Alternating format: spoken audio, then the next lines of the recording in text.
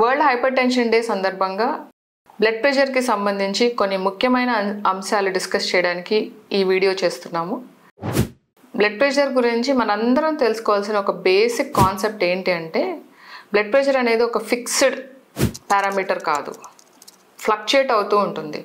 Body పొజిషన్ని బట్టి, మన భావోద్వేగాలను బట్టి, డే టైమా నైట్ టైమా ఇలా అనేక కారణాల వల్ల బ్లడ్ ప్రెషర్ అనేది ఫ్లక్చుయేట్ అవుతూ ఉంటుంది.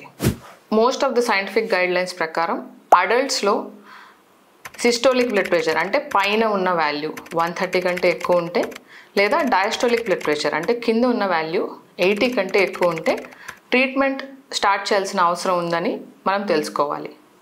అయితే ఈ బ్లడ్ ప్రెషర్కి సంబంధించి కొన్ని ఇంపార్టెంట్ టర్మినాలజీ ఇవాళ ఈ వీడియోలో డిస్కస్ చేస్తాను. ఫర్ ఎగ్జాంపుల్, వైట్ కోట్ హైపర్ టెన్షన్ అంటాం. ఇది చాలా కామన్ అండి.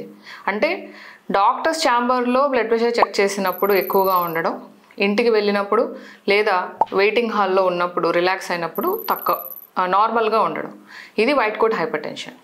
దీనికి ముఖ్య కారణాలు కొంచెం యాంగ్జైటీ ఎక్కువ ఉన్న పేషెంట్స్ కానీ, లేదా కొంతమంది ఈ రోజుల్లో గూగుల్లో ఎక్కువగా రీసెర్చ్ చేసి ప్రీఆక్యుపైడ్గా డాక్టర్స్ ఛాంబర్స్కి వచ్చినట్లయితే అప్పుడు కూడా మనకి వైట్ కోట్ హైపర్ టెన్షన్ అనేది ఉండడం జరుగుతూ ఉంటుంది. Masked hyper tension. Masked hyper tension అంటే ఎగ్జాక్ట్గా వైట్ కోట్ హైపర్ టెన్షన్కి ఆపోజిట్. ఈ మాస్క్డ్ హైపర్ టెన్షన్లో ఏమవుతుందంటే, డాక్టర్స్ ఆఫీస్లో బీపీ మెజర్ చేసినప్పుడు నార్మల్గా ఉంటుంది, ఇంటికి వెళ్ళగానే ఎక్కువగా ఉండొచ్చు.